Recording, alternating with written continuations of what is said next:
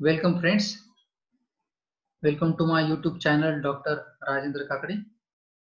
In my previous video tutorial, we have learned about the classification of plant pathogen, and in this video tutorial, we will see the very important plant pathogen, that is fungi. Fungi is a plural word and its singular is a fungus. These fungi are unique or multicellular. The example is given here. Yeast. Yeast is a unicellular fungus. It is also eukaryotic one. The yeast is produced by budding pattern. This is a unicellular fungus. Example of multicellular is given here. Auricularia, which is a wood rotting fungus, grow on the rotten woods. Fungi are also eukaryotic ones. Eukaryotic means the organisms those have the cells in which well developed nucleus is present. Then all the cell organelles have the double membrane. Again, the ribosome is ATS type.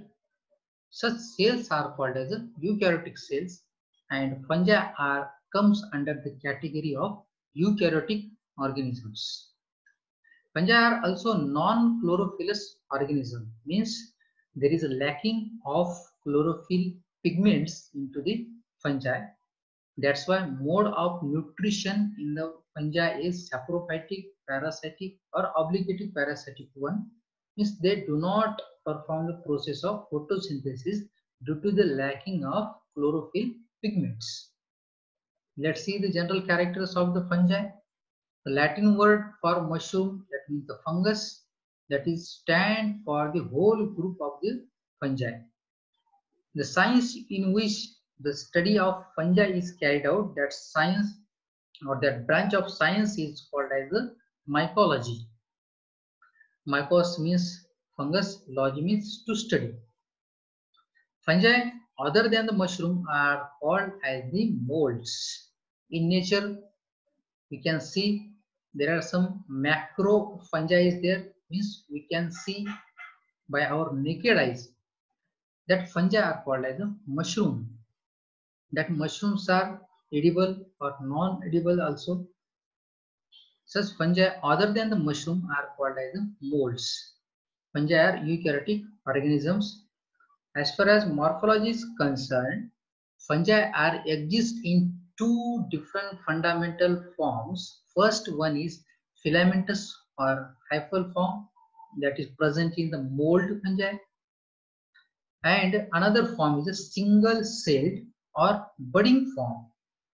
That single celled or budding form is shown by yeast fungus. That yeast is a unicellular fungus. But as far as the classification is concerned, the fungi have mold, yeast, yeast-like fungi, and dimorphic fungi. Yeast is a unicellular, while mold is a multicellular and filamentous one. Next characters of fungi. Fungi grow from the tips of the filaments. The tips of the filaments means filament of the fungus is called as the hyphae. Hyphae is a plural one, singular one is a hypha. At the tip of the hypha, fungi have the capacity to grow from the tip of the hyphae. And that hyphae make up the body of the fungus. That many hyphae are tangled into each other to give rise to the fungal body. That fungal body is called as the mycelium, and that mycelium is the one of the distinct morphological form, that is a vegetative form of the fungus. Mycelium. How mycelium is get formed? Many hyphae that tangle into each other or intermingle with each other to give rise to a cottony-like appearance to the fungal body. That cottony-like body is called as the mycelium. And this mycelium is one of the distinct morphological form that is called as a vegetative form. And another form of the fungus is a reproductive form. As far as the vegetative form, that is a mycelium, is concerned, due to the mycelium, the surface area of the fungi get increased, and that help to absorb more and more nutrients from the host. Host is nothing but the entity on which fungi grow. That is called as a host. Here we can see the cotton-like appearance of the fungus. That is nothing but the mycelium that is formed due to the tangling of the hyphae. Fungi grow everywhere. These fungi are ubiquitous. Fungi can also grow on any surface, in soil or in decaying material, in liquid also, or even in a living tissue. There are some fungi which grow in a sea. That fungi are called as a marine fungi. There are some fungi which grow on wood. That fungi are called as wood rotting fungi. Some fungi grow on fruit. That fungi are called as fruit rotting fungi. Means fungi grow everywhere, wherever the life is possible. If we want to observe the fungal mycelium, we require the microscope, no doubt. But there are some fungi. Example is given giant Armillaria solidaps. This fungus is the largest organism on the earth. Armillaria solidaps, commonly called as a honey mushroom. It is observed that Armillaria solidaps spread across more than 2,000 acres of underground soil in eastern Oregon. Armillaria solidaps, the largest organism on the earth. This is nothing but the fungus. The most fungal hyphae are divided into separate cells by their end walls called as the septa. Here in figure A, we can see the presence of partition. This partition into the fungal hypha. Partition are nothing but the septa. Singular is a septum. And these septums have the number of the holes or pores, and through these pores the cells of the fungi get transport the nutrients from one cell to the another cell. Due to the presence of these septums, the fungi show the arrangement of the cells, means multicellular ones, and in each cell there is presence of a single nucleus. But there are some fungi which show the mycelium which have the hyphae which do not have the septation. In that condition, there is no division of the cells, or we cannot see any kind of septation into the hypha of that mycelium, and such hypha are unicellular, having the multi-nuclei, means a single cell have the many nuclei, and such hyphae is called as a cenocytic hyphae, and mycelium is called as a cenocytic mycelium. The fungal cell, we can see the fungal cell due to the presence of the septation, and each fungal cell is made up of polysaccharide called as a chitin. As we know, the plant cell wall is made up of the cellulose. Bacterial cell wall is made up of polygalacturonase, N-acetylmuramic acid, N-acetylglutamic acid. In the same way, fungal cell wall is made up of polysaccharide called chitin or chitin. Fungi are ubiquitous, means they occur everywhere, in the soil, in air, in lake, in river, seas, on or within the plant. The fungi grow within the plant are called as endophytic fungi. Here in figure, this is a picture taken under microscope. Here we can see the fungal hyphae into the host cell. This is a host cell, hexagonal host cells, and into the this hexagonal host cell we can see the fungal hyphae. Means such fungi are the endophytic fungi. Some fungi grow on the plant are called as epiphytic fungi. Some fungi occur into the sea are called as a marine fungi. Here in finger we can also see some fungi grow on the cloth also. Some fungi grow in the soil. Some fungi causes rot to the fruit rot, and even some fungi we can culture them into the laboratory condition. Some fungi also grow into the human body also. Then let's see the mode of nutrition of the fungi. Most of the fungi are saprophytic and some fungi are parasitic one. Saprophytic fungi means those fungi which derive their nutrients from the dead and decaying organic matter, mainly the plant material. Saprophytic fungi derive their nutrients from the dead and decaying organic matter. That's why they are named as the saprophytic fungi. While growing onto the host, any kind of the host, the fungi secrete their biological weapon. That biological weapon is nothing but the enzymes.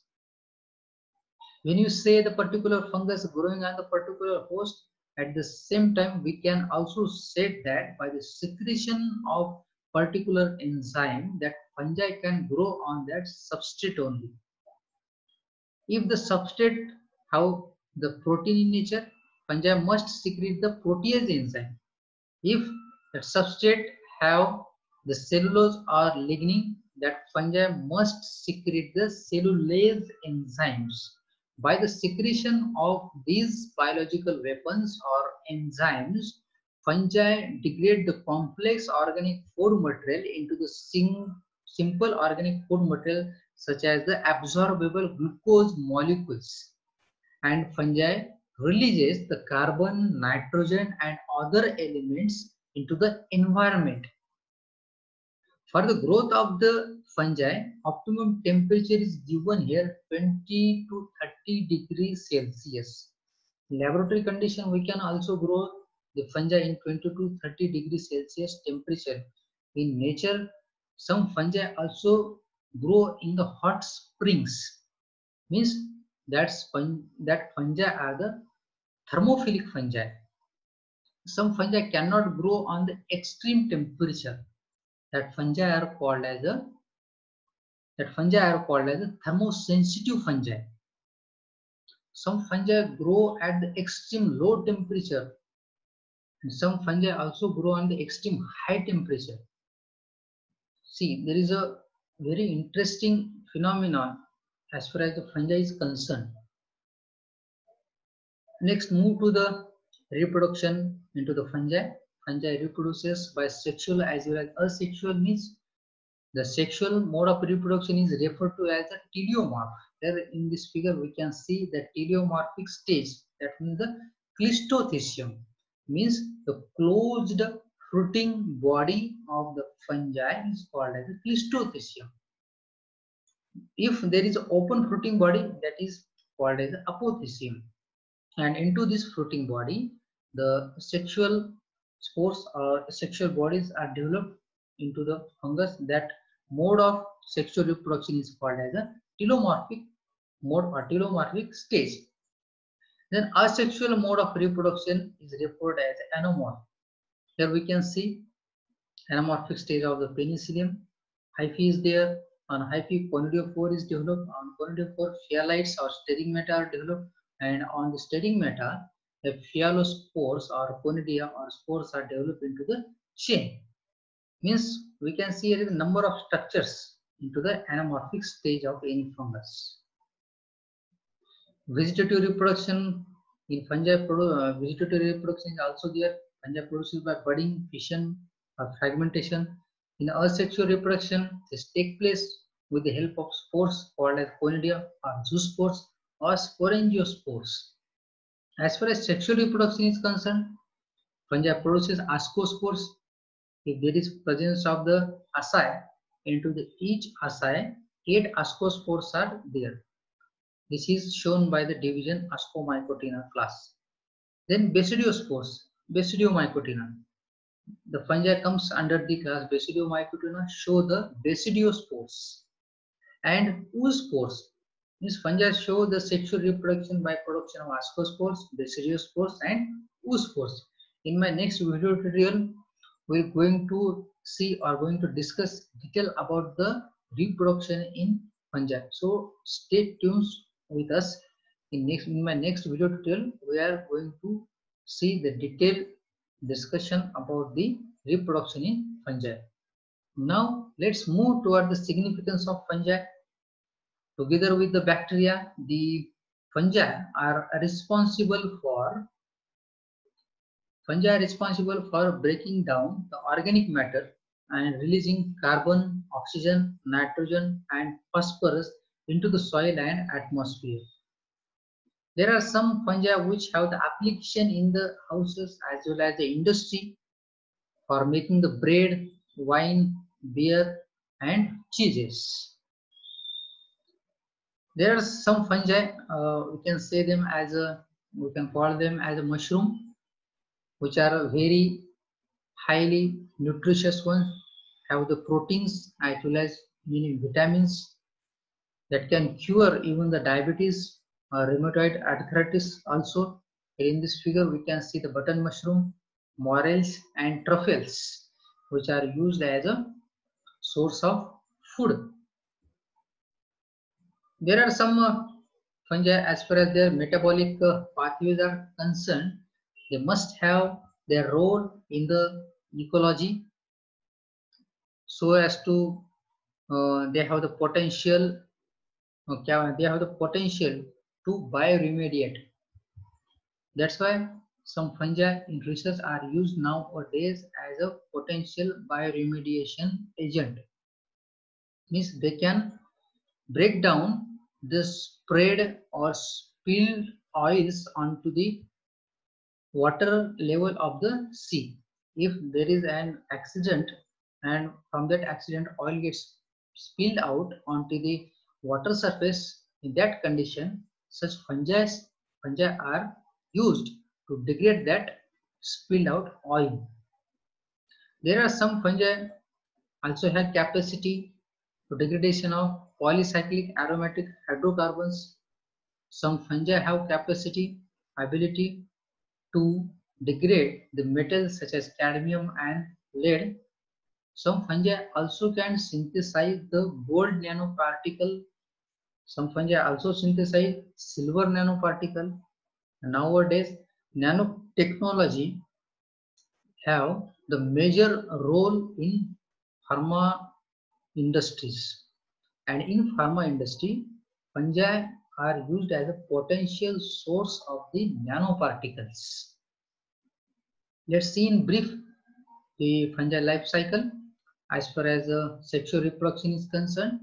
From the mycelium, after the mitosis produces the spores. The spores after germination give again mycelium.